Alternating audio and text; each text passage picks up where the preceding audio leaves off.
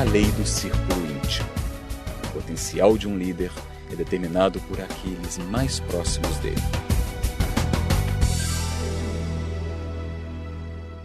Quando vemos uma pessoa inacreditavelmente bem dotada, há sempre a tentação de achar que o sucesso foi fruto apenas do talento pessoal. Pensar isso é comprar uma mentira. Ninguém realiza sozinho algum grande feito. Líderes não são bem-sucedidos por si só. O potencial de um líder é determinado por aqueles mais próximos dele. O que faz a diferença é o círculo íntimo do líder. Quer conhecer a história de um talento inacreditável? Lance Armstrong é um dos atletas mais talentosos do planeta. Graças a seus talentos físicos, ele foi chamado de aberração da natureza. Seu esporte, o ciclismo, é talvez o que mais exige de um atleta. O Tour de France, que ele venceu 7 vezes seguidas, feito impressionante, foi comparado a correr 20 maratonas em 20 dias consecutivos.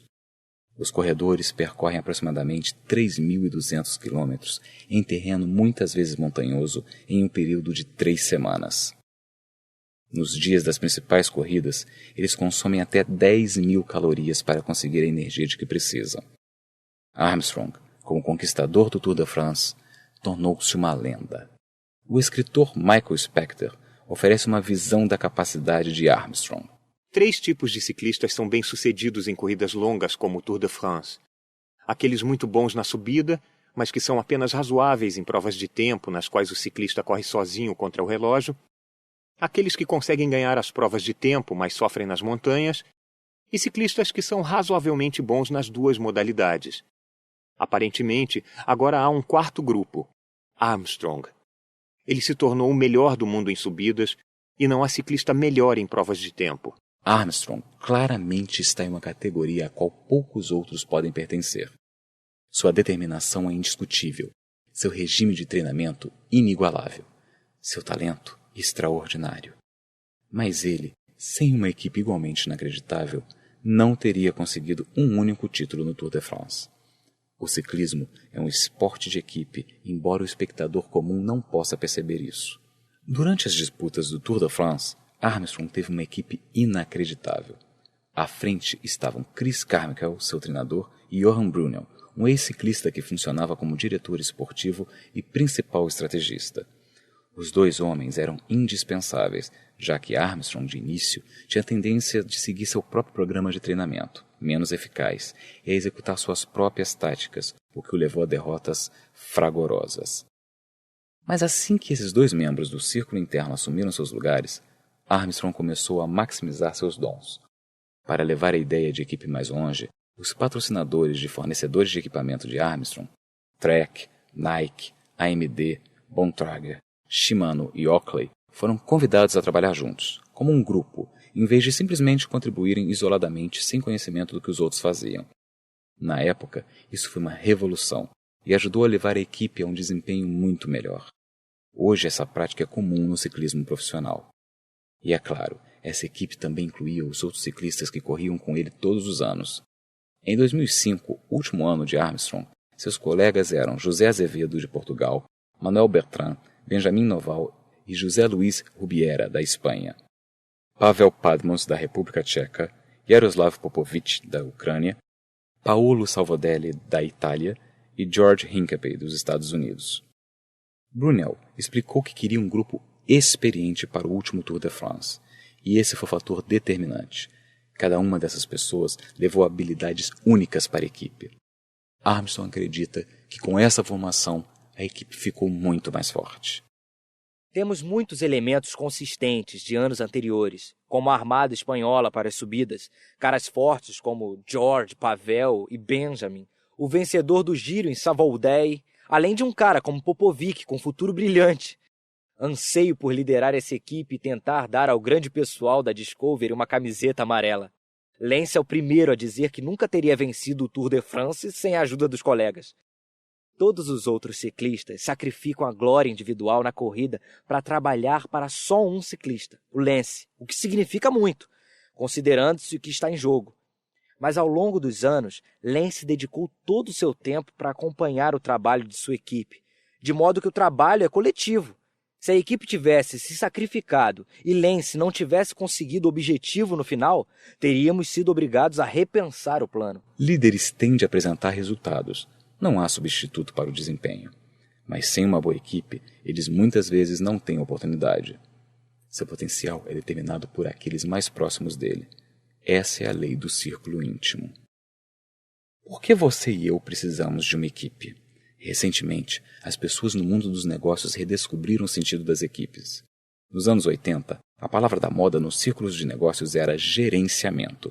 Depois, nos anos 90, a ênfase era em liderança. Hoje, no século XXI, ênfase é em liderança de equipe. Por quê? Porque ninguém faz tudo bem. Quando anos atrás comecei a ensinar as leis de liderança, muitas pessoas se assustavam com a ideia de 21 leis. Entendi esse sentimento.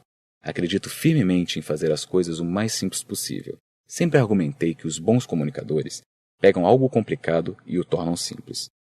Gostaria muito de reunir menos que 21 leis de liderança.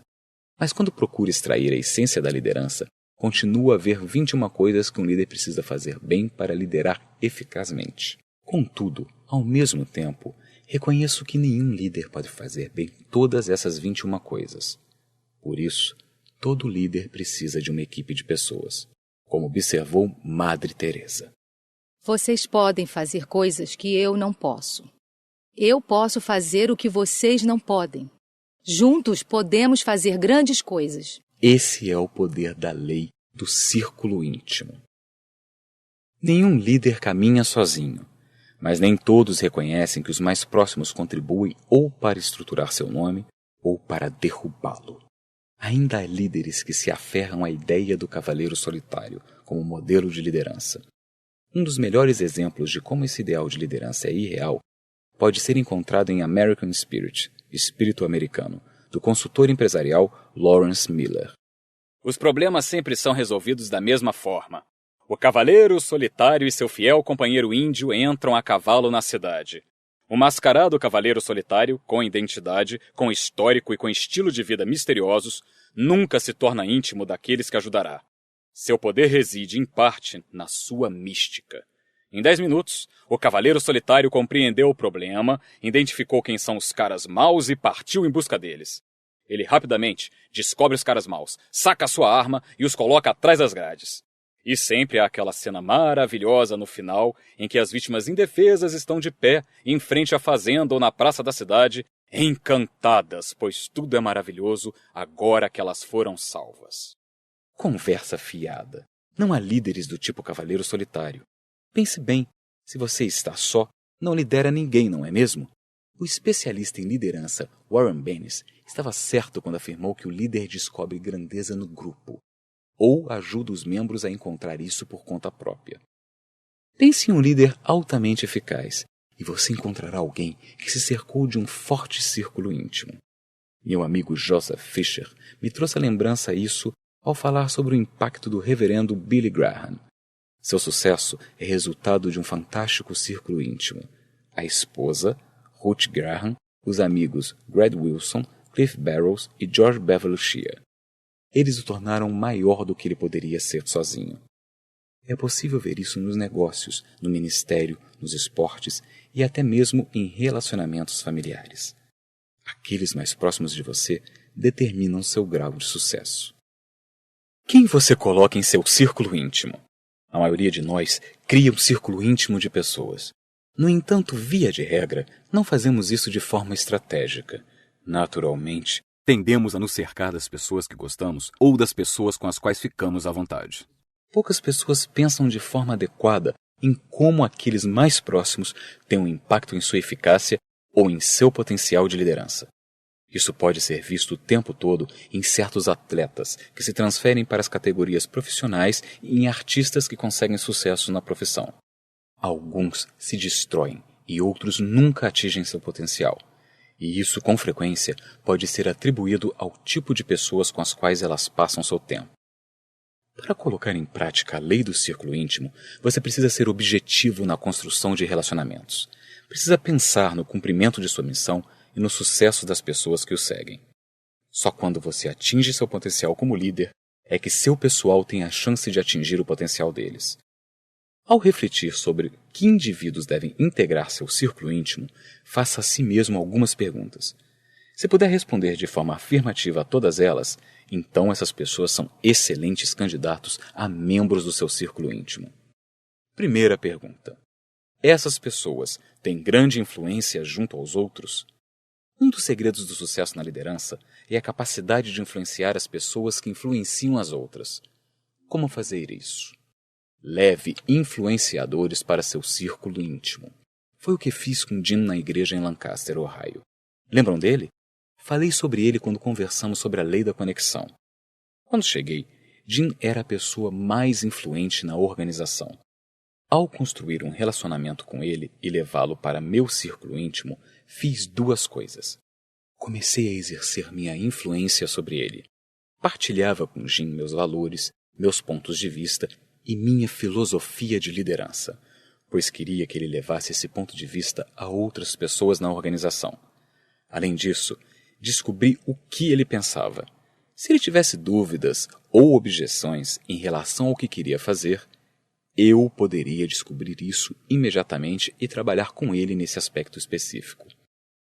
E como ele tinha muitos anos de experiência com as pessoas da organização, muitas vezes me ajudou a contornar campos minados sobre os quais eu não sabia nada.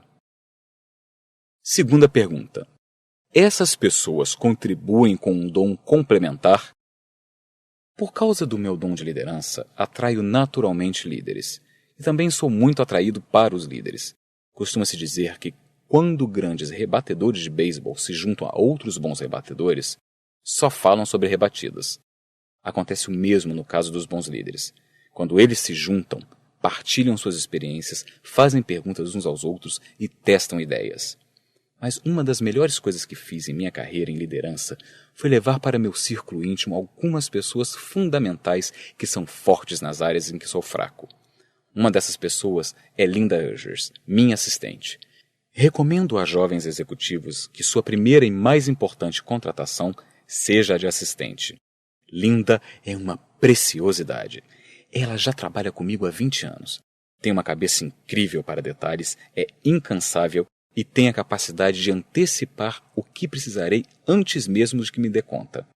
Além do mais, ela me conhece tão bem que pode falar com os outros em meu nome, sabendo como eu responderia as perguntas em pelo menos 90% das vezes. Terceira pergunta. Essas pessoas têm uma posição estratégica em sua organização? Algumas pessoas fazem parte do seu círculo íntimo por causa de sua importância para a organização. Se vocês não estão juntos, toda a organização tem problemas.